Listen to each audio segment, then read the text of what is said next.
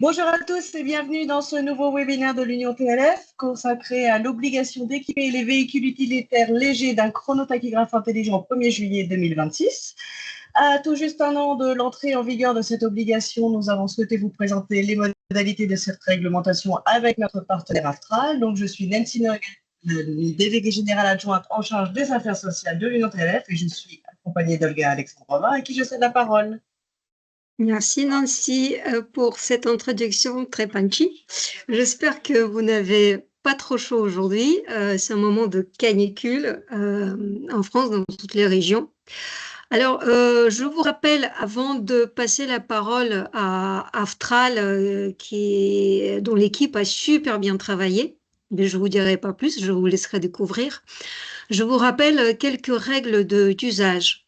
D'abord, nous allons passer 1 heure ensemble et comme vous le savez, donc il y a d'abord une présentation du sujet et ensuite il y a une séquence de questions-réponses.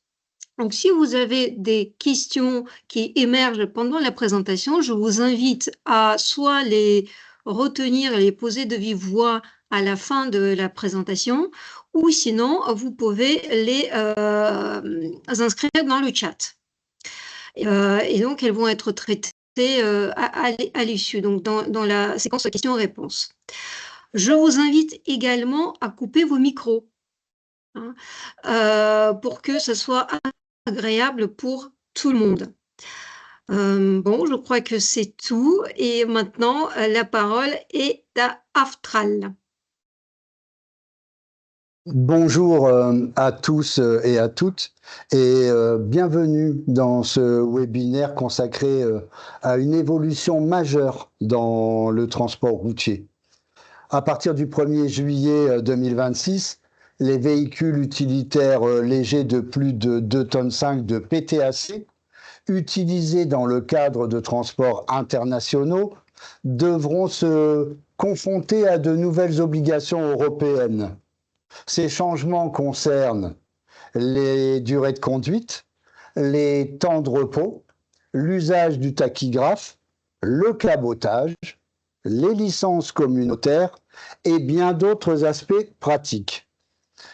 Pour mieux comprendre ce que cela implique concrètement pour vos activités, j'ai le plaisir d'être accompagné aujourd'hui de 2 experts d'Aftral, Monsieur Kevin Jacobi, chef de projet sécurité routière et en charge du TPVUL, et Monsieur Nicolas Rollet, chef de projet transport marchandises spécialisé en réglementation professionnelle. Bonjour messieurs et merci d'être avec nous. Bonjour, merci pour l'invitation. C'est un plaisir d'apporter des clés de compréhension sur ce changement qui va toucher un grand nombre d'acteurs du transport. Bonjour à tous. Effectivement, nous allons détailler ensemble ce que prévoient les règles européennes et surtout ce que vous devrez mettre en place concrètement dès le 1er juillet 2026. Pour commencer, Nicolas, pouvez-vous nous rappeler qui est concerné par l'entrée en vigueur de cette réglementation au 1er juillet 2026?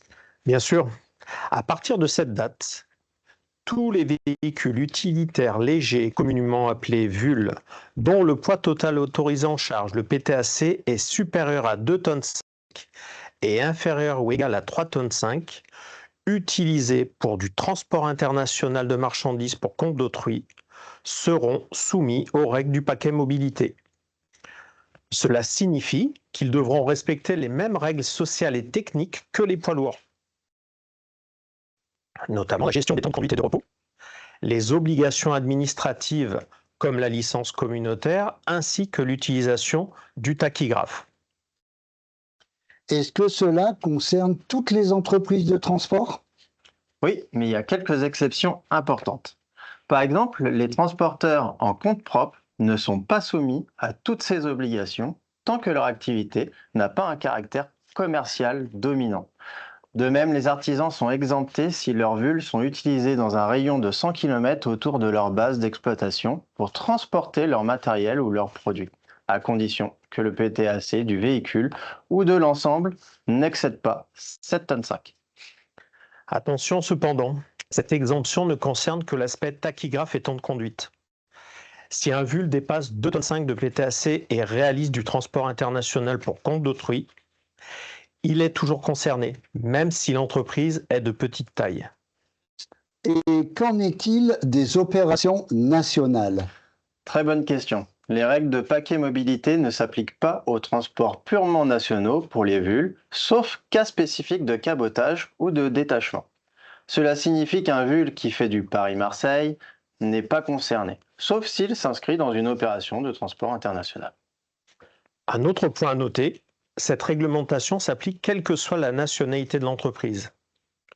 Une entreprise polonaise opérant en France avec des VUL de plus de 2,5 tonnes devra elle aussi respecter toutes les exigences du paquet mobilité.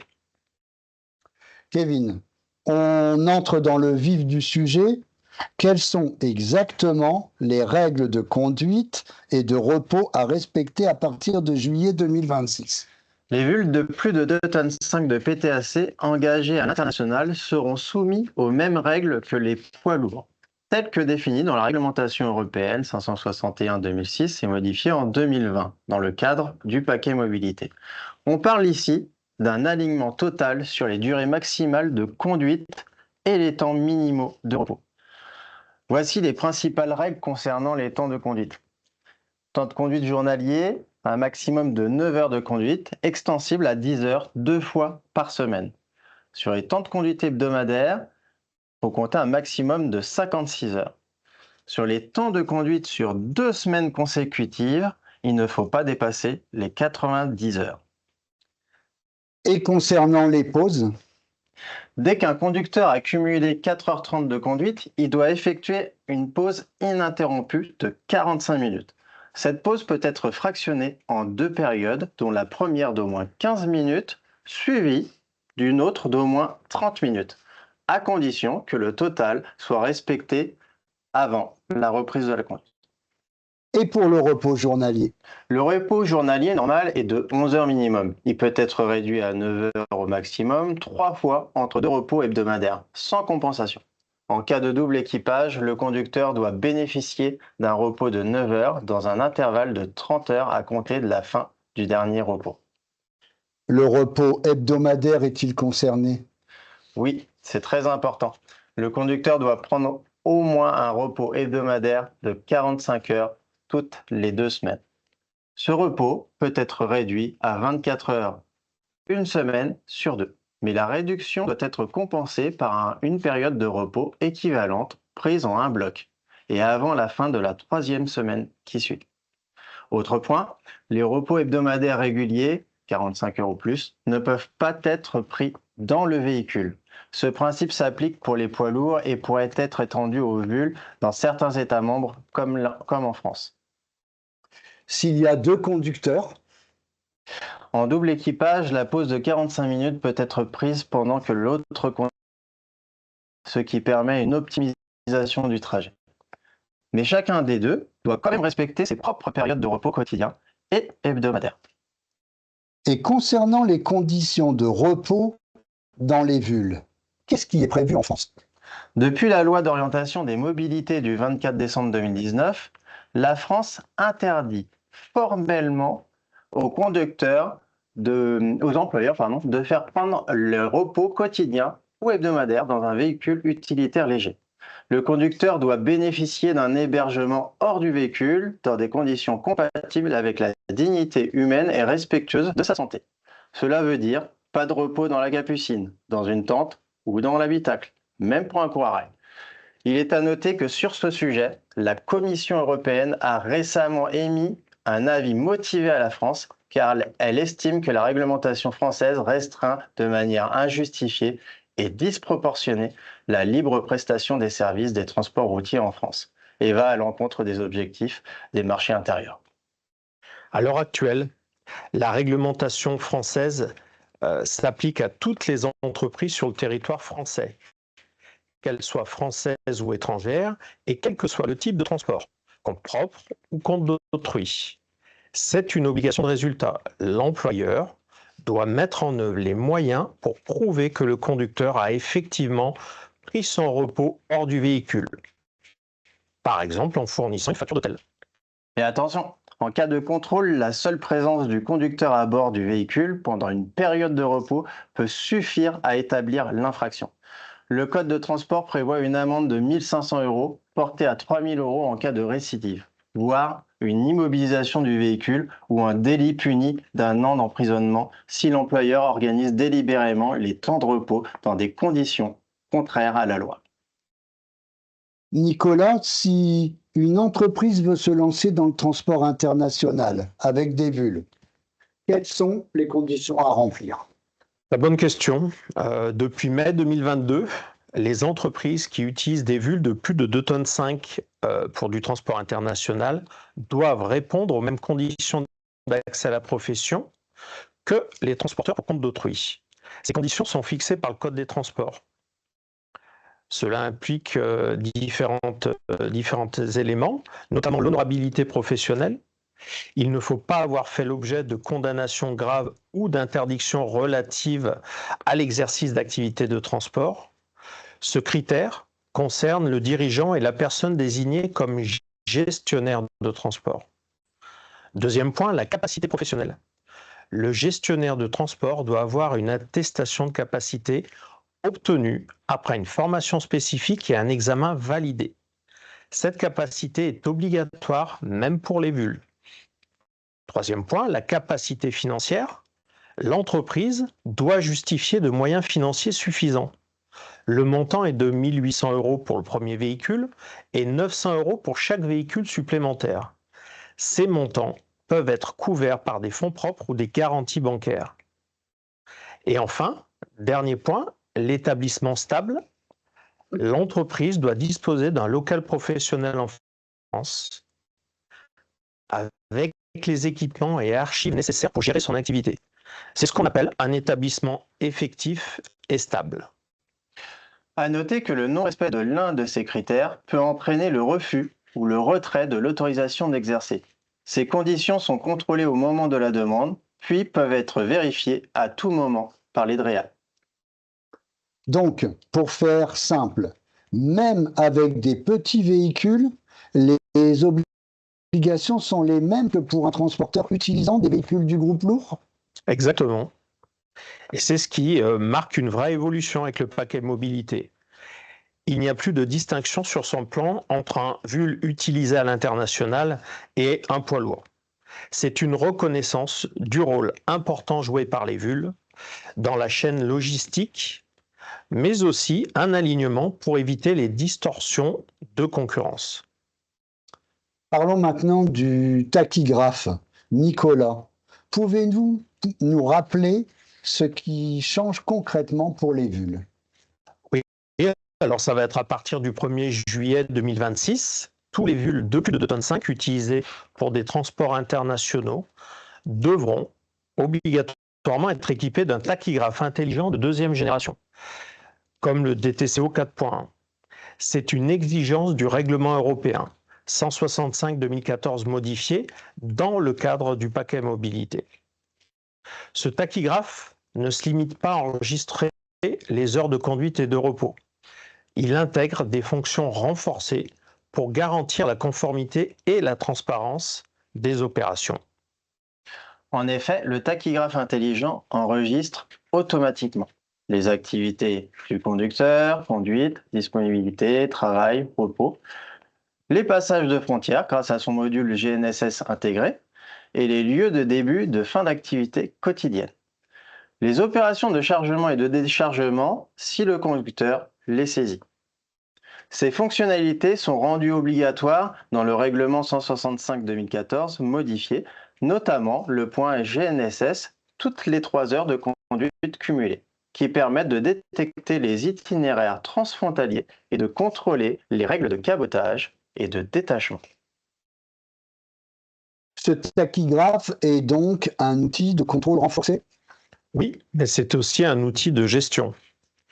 Il est équipé d'une connectivité Bluetooth et une interface ITS, ce qui permet son intégration dans des systèmes de gestion de flotte, par exemple. Il devient un point central de la collecte des données réglementaires, mais aussi opérationnelles. itinéraire, disponibilité, kilométrage, suivi des infractions. Il permet aussi la communication à distance avec les autorités grâce à la DSRC. Cela permet aux forces de l'ordre d'interroger à distance le tachygraphe pour détecter d'éventuelles anomalies sans avoir arrêté le véhicule systématiquement. Et côté carte conducteur, y a-t-il des changements? Oui, le tachygraphe de deuxième génération est compatible avec les nouvelles cartes conducteurs prévues par le règlement modifié. Ces cartes stockent 56 jours de données et sont obligatoires depuis fin 2024. Elles sont rétrocompatibles, ce qui facilite la transition. Il faut également rappeler que les données du tachygraphe doivent être téléchargées régulièrement, tous les 28 jours pour les cartes conducteurs et tous les 90 jours pour la mémoire de masse. Ce sont des obligations réglementaires pour éviter la perte d'informations et assurer la traçabilité des activités. Et sur le terrain, est-ce que ça change pour les entreprises? Alors cela implique de s'équiper correctement, de former les conducteurs à son usage et surtout d'anticiper l'installation dans les délais. Le tachygraphe devient un maillon essentiel de la gestion de conformité, mais aussi de performance. À terme, il pourra servir au paiement des péages, au calcul des salaires ou à la réservation automatisée des aires de repos, comme le prévoit déjà la feuille de route technologique de la Commission. Nicolas, concrètement, quels sont les documents qu'une entreprise doit avoir à bord du VUL pour être en conformité? Alors, pour toute opération de transport international avec un VUL de plus de 2,5 tonnes, plusieurs documents sont obligatoires à bord du véhicule. En premier lieu, il faut une copie conforme de la licence communautaire, délivrée à l'entreprise par l'autorité compétente, notamment l'ADREAL. Ce document prouve que l'entreprise est autorisée à effectuer du transport international routier pour compte d'autrui. Cette copie doit être à jour, correspondre à l'entreprise, l'exploitant VUL et être présentée en cas de contrôle. Son absence est sanctionnable, même si l'entreprise est bien enregistrée. En complément, il faut avoir à bord du véhicule la carte conducteur sur le véhicule est équipée d'un tachygraphe, les justificatifs de l'activité, lettre de voiture, ordre de mission ou facture, le certificat d'immatriculation, les documents de l'entreprise et désormais, dans le cadre du détachement, une attestation de conducteur détaché générée via la plateforme européenne IMI. Cette attestation est obligatoire même pour les VUL. Oui, depuis le paquet mobilité, tout conducteur détaché, même en VUL, doit avoir une attestation de détachement. Elle doit être disponible en format papier ou numérique à bord. Et le donneur d'ordre doit également désigner un représentant dans l'État membre où se déroule le cabotage ou le transport international. L'attestation contient des informations clés. Identité du conducteur, date de début et de fin de détachement, plaque d'immatriculation du véhicule, type de prestation, coordonnées du représentant local, etc. En cas de contrôle, elle permet de vérifier la conformité sociale de l'opération. Le défaut de présentation de cette attestation est sanctionné et peut aussi faire basculer l'opération dans un cas de travail dissimulé en cas de manquement répété ou grave. On revient sur le cabotage. Est-ce qu'on peut avoir plus de détails sur les différentes possibilités et peut-il y avoir des spécificités selon les pays? Bien sûr. Pour rappel, le cabotage, c'est le fait de réaliser des transports intérieurs dans un État membre autre que celui où est immatriculé le véhicule, à la suite d'un transport international, bien entendu. Les règles sont harmonisées au niveau européen. Maximum 3 opérations de cabotage dans un délai de 7 jours à partir de la dernière livraison internationale. Obligation d'une période de gel de 4 jours avant d'effectuer de nouvelles opérations de cabotage dans le même pays avec le même véhicule. Cela concerne les poids lourds comme les VUL. Mais attention, le détachement du conducteur doit aussi être déclaré via la plateforme IMI. Il faut désigner un représentant local dans le pays hôte, fournir une attestation de détachement et s'assurer que le conducteur bénéficie des conditions sociales du pays, temps de travail et le salaire minimum. Est-ce que ces règles sont toujours appliquées de la même façon partout en Europe? En théorie, oui, car il s'agit d'une réglementation européenne. Mais en pratique, il peut y avoir des particularités nationales. Par exemple, certains pays comme la France interdisent strictement le repos dans le véhicule, même pour les VUL, comme précédemment évoqué. Alors que d'autres tolèrent encore certaines pratiques, mais pourraient se durcir prochainement. Les niveaux de contrôle routier, de sanctions ou de tolérance administrative peuvent varier fortement d'un pays à l'autre. Et ces différences peuvent impacter directement les transporteurs. Par exemple, en France, le non-respect des conditions de repos peut entraîner une immobilisation. Dans d'autres pays, ce sera d'abord un avertissement. Il faut donc bien connaître la pratique locale et anticiper les contrôles transfrontaliers. Oui, d'ailleurs, il existe 2 configurations courantes et autorisées. Le cabotage dans un même pays. Alors, par exemple, une entreprise française qui effectue un transport international vers l'Espagne peut ensuite réaliser jusqu'à 3 opérations de cabotage consécutives à l'intérieur du territoire espagnol, dans un délai de 7 jours maximum. Une fois ces 3 opérations effectuées, elle doit respecter un gel de 4 jours avant de pouvoir faire de nouvelles opérations de cabotage en Espagne avec le même véhicule. Et on a également le cabotage dans plusieurs pays. Une entreprise française peut, à la suite d'un transport international, réaliser une opération de cabotage en Allemagne, puis en Autriche, puis une autre en Italie. Chacune de ces opérations étant effectuée dans un État membre différent, il n'y a pas de gel requis, mais par contre, il faut franchir les frontières à vide entre chaque opération. Ces enchaînements doivent être soigneusement planifiés et justifiés. Dans les 2 cas, la traçabilité est essentielle. Chaque opération de cabotage doit être couverte par une lettre de voiture propre. Et les documents doivent être à bord du véhicule en cas de contrôle. Donc, en résumé, les règles sont communes, mais leur mise en œuvre peut varier. Oui, exactement. Et c'est pour cela qu'il est essentiel de se faire accompagner, de bien documenter ces opérations et d'assurer une veille réglementaire pays par pays. Kevin, Nicolas, parlons maintenant des risques encourus si on ne respecte pas les règles évoquées. Quelles sont les sanctions? Il faut savoir que les manquements aux obligations de conduite, de repos, de détachement ou d'équipement du tachygraphe peuvent entraîner des sanctions sévères, comme vous pouvez le voir à l'écran. Le Code des transports, notamment ses articles R3315-9 à R3315-11, encadre précisément ces infractions. Par exemple, l'article R3315-9 vise les infractions liées au temps de conduite et de repos. Une conduite excessive sans pause ou un repos insuffisant ou mal pris constitue une contravention de 4e ou 5e classe, selon la gravité. Cela peut représenter jusqu'à 750 € par infraction. Un autre exemple, l'article R3315-10 traite des infractions relatives aux dispositifs de contrôle.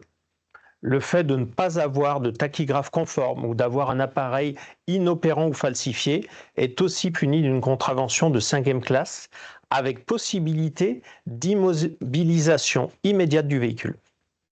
Enfin, l'article R3315-11 prévoit des sanctions spécifiques au non-respect de conditions de repos, notamment la prise de repos dans le véhicule. Le manquement à cette obligation peut entraîner une amende jusqu'à 1 500 €, doublée à 3 000 en cas de récidive. L'immobilisation du véhicule jusqu'à justification de la mise en conformité. Et ensuite, également la consignation immédiate pour les employeurs étrangers, 750 € environ par infraction constatée. Et en cas d'organisation répétée de telles pratiques, une poursuite pénale pouvant aller jusqu'à 1 an d'emprisonnement et 30 000 € d'amende. Donc, l'entreprise et le conducteur sont tous les deux exposés. Oui, le conducteur peut être verbalisé, mais c'est à l'employeur qu'incombe la responsabilité de l'organisation. Il doit être capable de justifier à tout moment de la conformité de son organisation, de l'organisation de son travail. Et il faut bien comprendre que les sanctions peuvent se cumuler. Prenons un exemple concret. Un conducteur est surpris en train de prendre son repos quotidien dans le VUL et qui voit une amende de 1 500 €. L'employeur ne peut pas présenter la copie de la licence communautaire à bord, on rajoute 750 €. Le tachygraphe n'a pas été téléchargé depuis plus de 90 jours, 750 € supplémentaires, et le temps de conduite est dépassé de plus de 2 heures, ça fait 750 € d'amende. Cela fait déjà 3 750 € d'amende cumulée sur un seul contrôle. Et ce, sans compter les effets indirects, l'immobilisation du véhicule, consignation de 750 pour les entreprises étrangères, voire la convocation du dirigeant devant le tribunal en cas de récidive ou d'organisation délibérée de pratiques interdites. Ces exemples montrent que la vigilance au quotidien est essentielle. Un défaut d'organisation, une absence de preuves ou un manquement répété peuvent rapidement coûter très cher à l'entreprise et ternir sa réputation. Avant de conclure, un dernier point. Après avoir entendu les nombreuses sanctions possibles, il paraît essentiel d'évoquer les moyens concrets d'y échapper. Exactement. La meilleure prévention, c'est la formation. Le paquet mobilité implique des évolutions majeures, techniques et parfois complexes à maîtriser. Aftral, comme d'autres organismes de formation spécialisés dans le transport, propose des formations ciblées pour accompagner des professionnels dans la mise en conformité et éviter les erreurs coûteuses. Ces formations s'adressent aussi bien aux conducteurs qu'aux encadrants ou exploitants. L'approche est concrète, mise en situation, cas réels, manipulation des outils, et elles sont animées par des formateurs experts issus du terrain.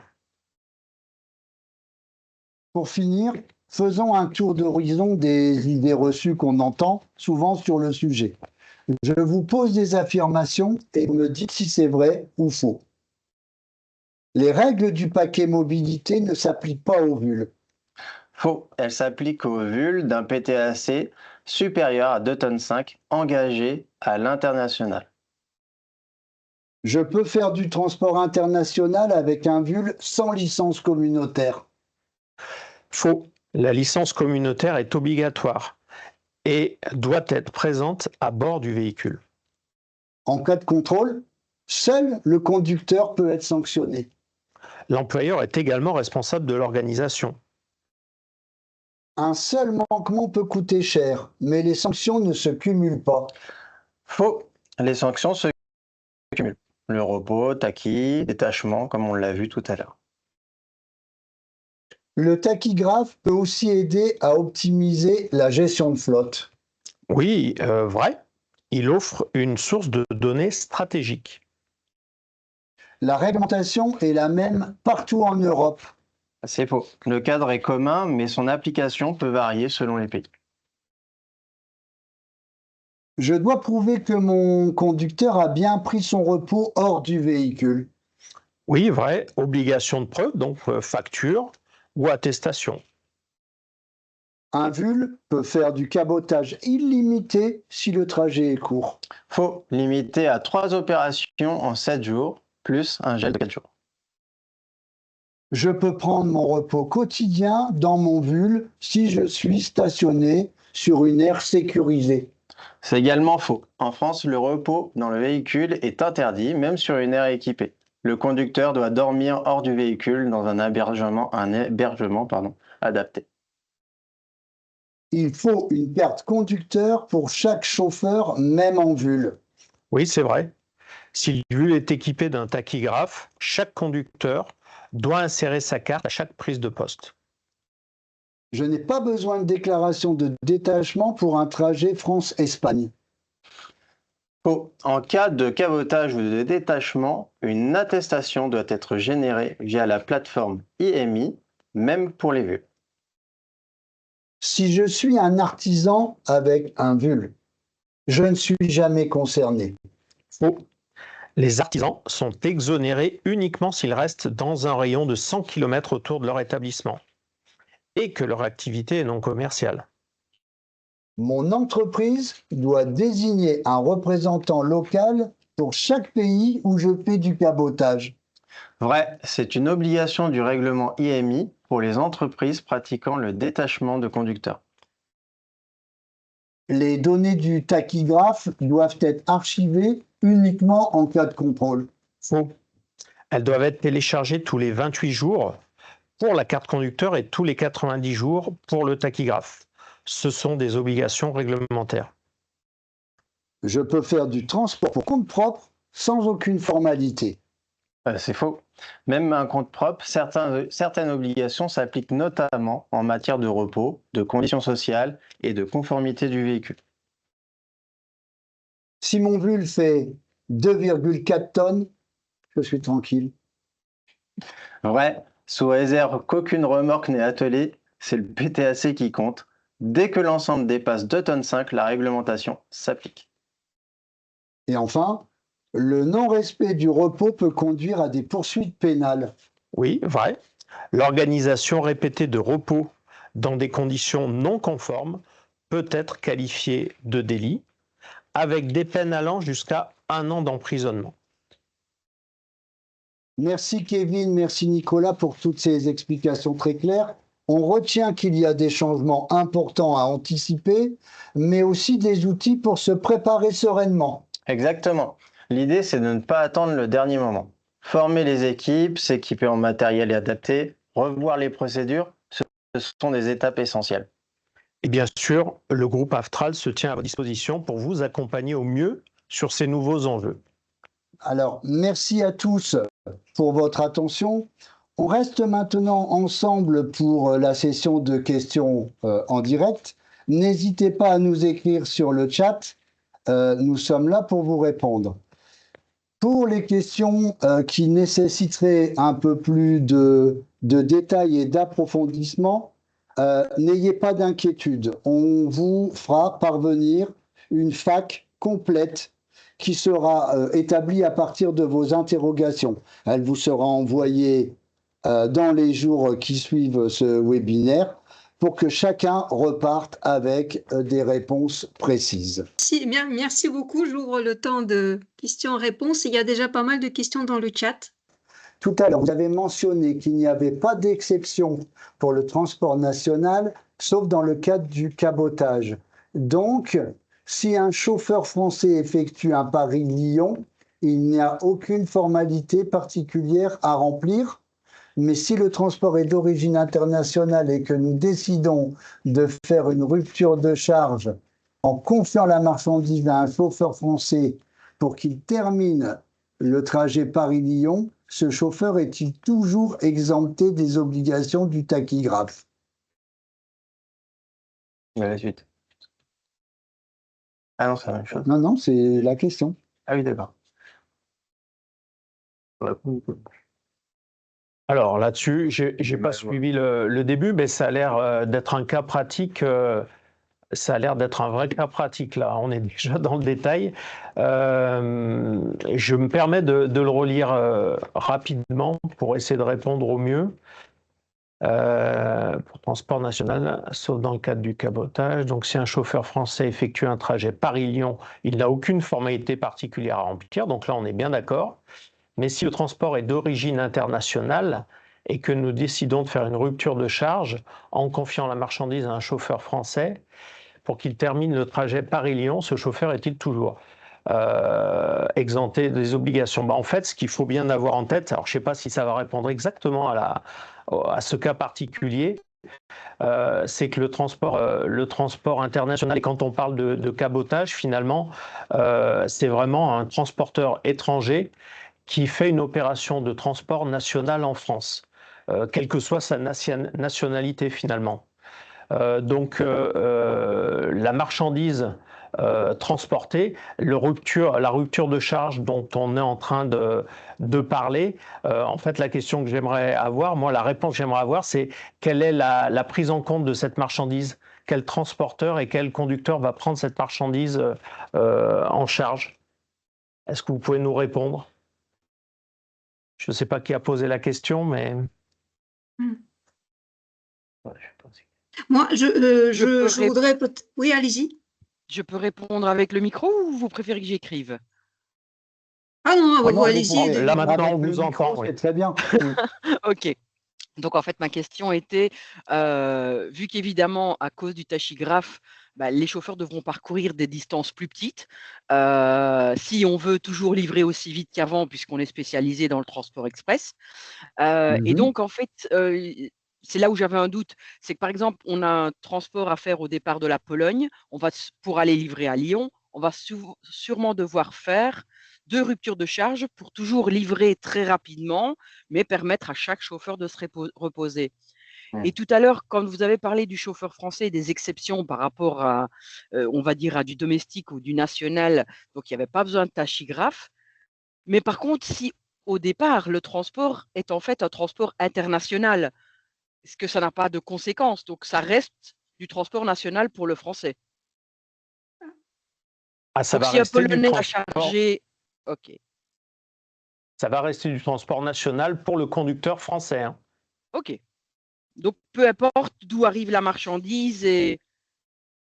Parce que Alors quelque là, part, quand on remet les CMR, en fait, le client, lui, il transporte de la marchandise de Pologne vers la France. Donc, le chauffeur final est quand même en possession de ce CMR original, donc de Pologne vers la oui. France. Mais il va faire un deuxième CMR, lui, pour sa tranche Paris-Lyon. Et donc, c'est là où j'avais un doute. Est-ce que c'est bien considéré comme du national et donc pas de tachygraphe pour le transporteur français qui finit la course? Oui, Kevin. Je pense qu'on va Ah, comprendre. alors, Vas-y, vas-y. moi, Mais... moi, je vois, il faut regarder les flux du véhicule et les flux du document de transport. Si le véhicule, donc en fait, et les flux doivent correspondre, c'est-à-dire le camion français avec le conducteur français et avec la lettre de voiture correspondante CMR, si c'est vraiment Paris-Lyon, il n'y a aucun problème. OK. En revanche, le transport fait par un conducteur qui va jusqu'à Lyon en traversant la frontière française avec quel que soit le pays, c'est bien le transport international et donc soumis aux nouvelles règles. Tout à fait. OK. D'accord, merci. Oui, je vous en prie. La question suivante, je ne sais pas pourquoi ça a défilé. Bon. La licence communautaire est donnée à la société qui loue le véhicule ou c'est au loueur? Alors là, la licence communautaire, elle est donnée à la société qui loue le véhicule. Est-ce qu'il y a... Je suis perdu là. Est-ce qu'il y a un contrôle comme sur les poids lourds? Alors un contrôle à quel niveau? Un contrôle, Technique, je pense. on aura un contrôle à tous les niveaux, j'aurais tendance à dire. À partir du moment où on est sur une opération de transport international, on aura bien sûr un contrôle des documents qui accompagnent le conducteur, les documents qui accompagnent le véhicule. On en a un petit peu parlé tout à l'heure dans notre déroulé, et bien sûr un contrôle sur les documents qui accompagnent la marchandise. À noter que bien sûr les VUL comme les poids lourds sont soumis à des contrôles aussi liés au poids transporté et aux infractions potentielles liées au PTAC du véhicule. Alors, excusez-moi, ma question en fait était sur les contrôles comme le contrôle du tachygraphe qu'il y a sur les poids lourds. Oui. Est-ce que Oui, du donc coup, sur on va avoir la même chose? Est-ce qu'on va avoir aussi le contrôle annuel du tachygraphe sur le VUL ou pas? Ah oui, bien sûr, oui. Donc il sera aussi annuel, c'est exactement comme le poids lourd. On rentre dans la, D'accord. complètement, on rentre dans cette règle-là, oui. C'est la même logique. Faudra-t-il passer une formation pour obtenir une carte Tachy au chauffeur? Tu veux répondre, Kevin? Pour l'instant, c'est pas encadré. Donc pour l'instant, non, il faudra faire la demande auprès de HubPro Transport et les cartes seront délivrées. Sauf s'il y a changement, bien entendu, de la réglementation entre-temps, mais pour l'instant, il n'y a rien qui a été émis à ce sujet. En termes de formation Ouais. obligatoire, Non. c'est ça? OK. En revanche, je précise, ce serait bien quand même assurer que Oui, le oui. conducteur sache manipuler le chronotachygraphe parce que certaines manipulations peuvent être assez subtiles et source d'erreurs et donc de risque de sanctions. Oui, ça faisait partie de ce qu'on disait tout à l'heure en termes d'accompagnement, d'anticipation et de préparation à cette nouvelle évolution. Se former ne sera pas un luxe.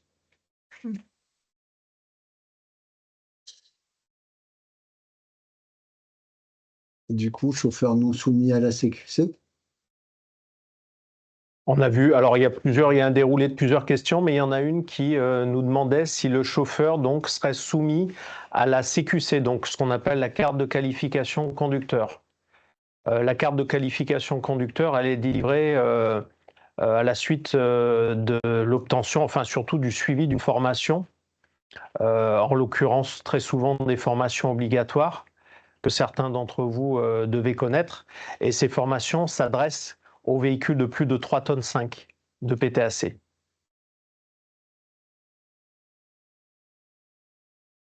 Si le véhicule est équipé d'un taquis, nous devons mettre la carte conducteur même en national. Oui, là aussi, on est sur... je pense qu'on essaiera d'être un peu plus précis dans notre fac, mais on est sur des points de détail qui ont leur importance. En fait, si on... en national, très souvent, on est contrôlé par les DREAL. Les DREAL, en fait, sont différentes selon les régions de France où on est et ont un comportement parfois sur ce point-là et une façon de voir les choses un peu différente. De par mon expérience et par prudence, j'aurais tendance à vous dire oui, parce que une grande partie des DREAL que je connais, mais je ne les connais pas toutes, donc je ne veux pas m'avancer pour vous faire une réponse nationale, mais une grande partie des DREAL souhaitent que les activités du conducteur apparaissent dans l'intégralité sur la carte. Ça leur permet d'être beaucoup plus... en cas de contrôle, ça leur permet très vite de comprendre l'activité du conducteur, à quel moment il était justement dans un transport international, à quel moment il ne l'était pas, il n'était pas soumis. Et dans ce cas-là, quand il n'est pas soumis, sur la carte, on a... sur le chronotachygraphe, on a différents moyens de le montrer, notamment, pourquoi pas, avec le mode out, qui permet d'expliquer qu'on est hors du champ d'application de la réglementation pendant telle ou telle période. Si on regarde la question qui suit, si un véhicule immatriculé en France effectue un transport international entre plusieurs pays nationaux, il ne doit activer son tachygraphe que pour le transport international. Y compris pour son déplacement à vie de retour, là ça reprend un peu, c'est lié à ce qu'on vient de dire. Finalement, je pense qu'il faudra être prudent, se renseigner auprès des DREAL concernés par vos différentes régions, mais nous, en tant qu'organisme de formation, on aurait tendance à avoir un discours beaucoup plus prudent et sécurisé. Ouais, voilà, sécurisé. Par défaut, à partir du moment où une partie de l'activité du conducteur est soumise à l'utilisation du tachygraphe, eh bien, il faudra qu'il renseigne et qu'il utilise son tachygraphe quotidiennement. Autre question, est-ce que cette loi ne concerne, est-ce que cette loi concerne que les véhicules immatriculés en France? Non, c'est une loi européenne. C'est un texte, voilà, c'est des textes européens, c'est une loi européenne et je dirais, peu importe finalement l'immatriculation du véhicule, c'est surtout ce que le véhicule va faire. Voilà, ses trajets, ses opérations de transport, c'est plus lié à l'activité du véhicule que son origine. Je vous cite, les règles du paquet mobilité ne s'appliquent pas au transport national, sauf s'il s'agit de cabotage ou de transport, ou si ce transport, s'inscrit dans une opération internationale. C'est la règle de paquet d'adhésion. Ça s'applique pas au transport. Pouvez-vous préciser Oui, cette notion? Oui, je n'avais pas lu en préciser tout. cette notion. S'inscrit dans une opération internationale. Oui, alors tu veux l'expliquer, Kevin, ou tu veux que peu importe. J'ai lu en travers. Donc. Non, mais à partir du moment où il y a un franchissement de frontières, en fait, on est sur une opération de transport international. Donc là, on vous a vraiment parlé des règles du paquet mobilité. Alors, on pourra peut-être le mettre en tenant compte de toutes les questions que vous posez. On pourra peut-être mettre dans la fac, essayer d'adapter nos réponses à vos questions. Mais le paquet mobilité est vaste. On vous en a présenté qu'une partie, mais en 2020, quand il est sorti, il a touché énormément d'activités liées au transport. Ça a remis beaucoup de choses en question, y compris les textes de référence, comme le texte de ce qu'on appelle la RSE, la Réglementation sociale européenne. Là, on a vraiment adapté l'explication sur cette activité de cabotage. Là, à partir du moment où on franchit une frontière, on est bien sûr soumis dans ce cadre-là. On peut avancer, oui. Du coup, conducteur non soumis à la CQC. Oui, je crois qu'on y a répondu. On y a répondu à celle-là. Pour l'instant, effectivement, c'est pas légiféré. Comme la CQC est liée à une formation, eh bien, on aurait tendance à dire que quelqu'un qui conduit à moins de 3,5 tonnes de PTAC n'est pas soumis à ces formations et donc pas de CQC. Après, je pense que les choses vont évoluer aussi parce que, comme on le disait et comme le disait Olga tout à l'heure, la manipulation du tachygraphe et l'apprentissage de cette manipulation est tellement importante que je pense que les choses vont bouger aussi sur ces points-là. Là, une main levée, je ne sais pas si... Je l'ai fait tout à l'heure, en fait. Monsieur... Oui, il y a une main levée. Oui, bonjour. Bonjour. Bonjour. Juste pour être bien clair, parce que beaucoup de choses ont été dites, je me perds un peu. Je vous donne un cas pratique. Si j'ai un chauffeur français qui récupère une marchandise qui a été déposée à mon dépôt de Lille pour aller à Marseille, mon chauffeur français récupère à Lille et dépose à Marseille. Est-ce qu'il est soumis au chronotachygraphe ou pas? Non, là, on est vraiment dans le cadre d'un transport national. Quand bien même la marchandise viendrait de Grande-Bretagne, c'est ce que Angelina a posé comme question tout à l'heure. C'est cette notion que vous appelez de ce qui s'inscrit dans un transport international. Je me permets, j'interviens parce que c'était aussi la question à laquelle vous avez tenté de répondre tout à l'heure. Cette notion de qui s'inscrit dans un transport international. Une marchandise qui arrive à Roissy ou à Lyon ou je ne sais pas où et qu'on prend en charge pour faire un transport national, est-ce que là les règles s'appliquent? C'est cette question à laquelle on essaye d'avoir une réponse depuis tout à l'heure. Ok, effectivement, là, je viens de comprendre. En fait, l'amalgame qui est fait, je pense, c'est entre la nature et l'origine de la marchandise et le trajet du véhicule. Le cabotage, le transport international, est vraiment lié à l'utilisation du véhicule et pas à l'origine de la marchandise. On arrive à faire finalement des transports nationaux qui acheminent des marchandises qui viennent de l'étranger. Le port du Havre est un bon exemple. On a un conteneur qui arrive de Chine, qui arrive au Havre, qui va être pris par un transporteur français au Havre.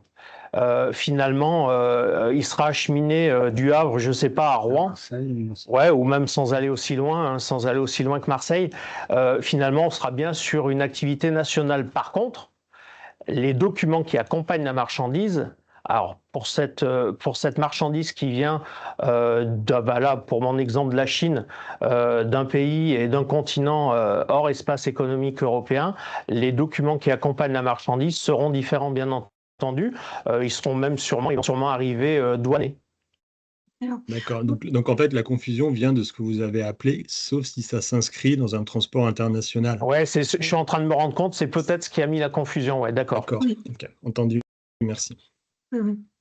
Pour résumer, le véhicule qui transporte la marchandise doit traverser la frontière. D'accord? Donc, si le camion prend la marchandise en France et le dépose quelque part en France, ça reste du transport national. National. Tout à fait. Exact. Avec un document de transport qui sera national pour le conducteur et le transporteur qui fait cette activité, mais des documents internationaux liés à l'origine de la marchandise. Et si je puis me permettre, du coup, à contrario, un véhicule étranger qui prend de la marchandise en France et qui l'achemine en France, lui, en revanche, il sera soumis au tachygraphe. Lui, il va se retrouver du coup dans le cadre, alors là, qu'on a expliqué tout à l'heure, effectivement, un cadre de cabotage, puisque l'origine, ce conducteur son origine n'est pas française, il vient de, voilà, peu importe quel pays de l'Union européenne, et donc là, on sera dans ce cadre-là, ouais, vous faites bien de le préciser. Et du coup, si on reste sur un transport national, au niveau du taquis, donc ils ne mettent pas de carte, ils ne mettent rien. Est-ce que il faut quand même faire une manipulation au niveau du taquis pour le mettre en out ou pas du tout? C'est un petit peu ce que j'expliquais tout à l'heure. On est un peu, je serai très prudent dans ma réponse parce que pour avoir côtoyé différentes DREAL de différentes régions de France, comme je vous le disais tout à l'heure, on a quelques prises de position différentes. Et donc nous, en tant que centre de formation, on a tendance à avoir un vrai discours sécuritaire sur ce sujet-là, en demandant ou en expliquant au conducteur de systématiquement mettre sa carte dans le chronotachygraphe et éventuellement de manipuler en mettant en mode out et de tracer finalement toutes les activités d'utilisation du véhicule, même si à certains moments il n'est pas soumis. Et comme je vous le disais tout à l'heure, sur ce point-là, alors on essaiera d'être un peu précis dans la fac, mais je pense que dans la fac, on le mettra aussi. Sur ce point-là, j'aurais tendance à dire, rapprochez-vous des DREAL de vos régions respectives pour essayer de comprendre comment ils fonctionnent, parce que c'est eux aussi qui vont vous contrôler. Alors, je nuance un peu et je rappelle le rôle aussi de la fédération telle que la nôtre. Et en fait, on est là pour les adhérents. Donc, je prends cette question. Il est un peu tôt, donc la doctrine administrative n'a pas été encore écrite et la Commission européenne ne s'est pas encore prononcée. Mais je reprends cette question et en fait, il nous reste encore un an. Ça va être traité par le ministère, par l'administration, la DGTM, et puis on va vous transmettre la réponse, je ne sais pas quand, mais dès qu'elle est disponible. Donc il y aura quand même des précisions qui vont être faites et je partagerai cette réponse avec Aftral. Donc vous n'avez pas à questionner toutes les DREAL très bien. du territoire. Parfait. Et par contre, du coup, merci, Olga. Vous parliez de DREAL, les DREAL sont seulement en France. Nous, on travaille du coup à l'international. Est-ce que c'est pareil, vous allez pouvoir avoir les réponses pour les autres pays Exactement. Donc, nous allons transmettre cette question à la Commission européenne. Donc, peut-être la Commission répondra et donc ce sera plutôt en termes de recommandations. Donc, ça ne lie pas les États membres. Mais nous travaillons avec une fédération européenne et donc nous allons suivre ce sujet et voir comment c'est appliqué et déployé dans les autres États membres. Et je vous donnerai également la réponse pour la France. Merci Olga. Et justement, ça rejoint une question que je viens de poser dans le chat. Aujourd'hui, sait-on combien de pays ont ratifié le paquet mobilité dans leurs droits? Parce que de mémoire, on était arrivé à 4 ou 5 seulement, je crois.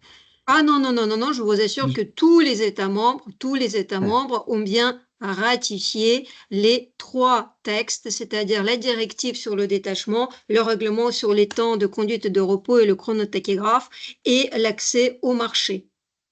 Après, il y a certaines petites subtilités comme le repos dans les cabines pour les VUL, mais ça reste très minoritaire.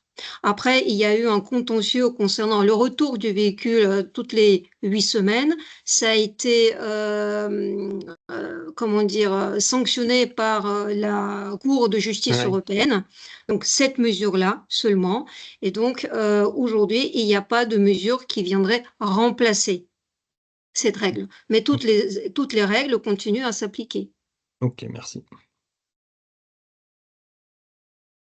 J'ai vu une question aussi pour le Mobilic.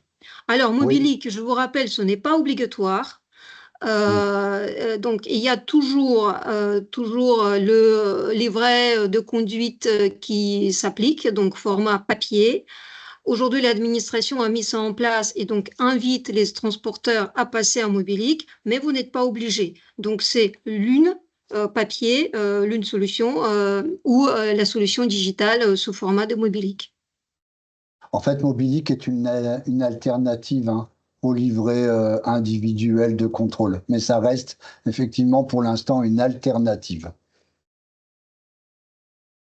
Est-ce qu'on peut se servir du TACI sur un VUL justement pour pallier à la non-utilisation du LIC? Livre individuel, livret de contrôle. Oui. Parce qu'en fait, dans l'idée, à partir du moment où ça enregistre tous les temps du conducteur, ça répond à la demande du LIC ou du Mobilic d'ailleurs. Est-ce qu'on peut s'en servir? Ça, c'était la première question. Et deuxième question, est-ce qu'on peut déjà commander des cartes pour des conducteurs de véhicules légers? Je vais répondre pour Mobilic. Il faut que je regarde le texte et s'il n'y a pas de référence express à Mobilic, de mémoire, non. Et donc, je dirais que oui, vous pouvez vous en servir. Mais après, je préfère quand même avoir la confirmation de l'administration là-dessus. Ouais. Encore faut-il avoir la carte conducteur. On peut d'ores et déjà les commander pour transport ou... Ah oui, on t'en empêche. Après, à l'instant T, il n'y a pas de rien n'empêche de commander les cartes. Oui. Maintenant, les cartes, elles étaient pour les conducteurs PL, pas sur les. Oui, pas sur mais les conducteurs de VL. Finalement, on s'est rendu compte, au fur et à mesure du temps qui est passé, qu'ils ont compris aussi les problématiques du terrain. Et même nous, centre de formation, on arrive du coup avec un simple permis de conduire, parce que finalement, c'est le permis de conduire qui est regardé et pas la catégorie du permis. Donc simplement, si le conducteur est détenteur d'un permis de conduire, oui, il peut faire la demande d'une carte tachygraphe. Donc, dans vos cas de figure, il aura à minima la catégorie B. Donc, ce sera bon. D'accord. Ok, donc ça marche. Oui. Voilà, on peut. Est-ce qu'il y avait d'autres questions encore? Il y en a quelques-unes, mais on ne pourra pas tout répondre. J'ai une dernière question, si vous permettez. Les camions, quand on les commande maintenant, sont équipés. Enfin, on a reçu des camions qui étaient équipés du Chronotachy. Or, justement, on ne veut pas s'en servir. Donc, ça a été plus ou moins évoqué tout à l'heure. Ça veut dire que si on ne veut pas s'en servir, il faut qu'on le démonte. On fait comme sur un PL, où on est obligé de le laisser. Moi, je suis parti sur le principe qu'à partir du moment où on veut pas, à partir du moment où il y a un Tachy, on est censé l'utiliser. Donc, si on ne l'utilise pas et qu'on n'est pas soumis, bien entendu. Oui, alors là, je vais rester prudent. Non, démonter, non. Effectivement, on est censé s'en servir, mais comme le disait Olga tout à l'heure, il y a encore des éléments de réponse qu'on n'a pas sur ce sujet-là. Et c'est pour ça que je suis resté aller dans une posture très sécuritaire en disant, voilà, on a un Tachy, on met la carte et toutes les opérations apparaissent dessus. Comme ça, en cas de contrôle, on n'est pas embêté. Après, effectivement, le gars va aller plus loin et c'est intéressant et nous serons preneurs des éventuelles réponses que vous aurez, Olga, sur ce sujet. Oui. Je suis preneur aussi. Bon, on arrive à terme de notre échange. Je vois encore je propose de répondre à deux dernières questions. Il y a le Tachy intelligent va être obligatoire, mais il est déjà obligatoire. Et il y a déjà l'obligation de rétrofit, ça dépend de la date de mise en circulation du véhicule. Et un déplacement exceptionnel. On en a parlé. Le nombre de pays, on en a parlé également. De toute façon, je le redis, l'ensemble des questions vont être reprises et on établira une FAQ qui permettra de repréciser les propos des uns et des autres en termes de réponses et de compléter les questions qui n'ont pas eu réponse à l'instant T. Ça, vous aurez ça assez rapidement. Alors, je remercie toute l'équipe d'Aftral pour la préparation, la conduite, l'animation, les réponses aux questions de nos adhérents. Je le rappelle que déjà, vous pouvez accéder à des replays qui ont été faits il y a quelques années dans le cadre du paquet mobilité, notamment détachement, cabotage, tout ça, ça existe sur notre page web dédiée au webinaire. Sur la réglementation conduite et repos, vous trouverez des informations dans notre guide essentiel. Le dernier donc, date de 2025. Et puis, le replay de ce webinaire sera également accessible sur notre page web d'ici quelques jours. Je vous remercie beaucoup pour votre participation active et vous souhaite un très bon après-midi.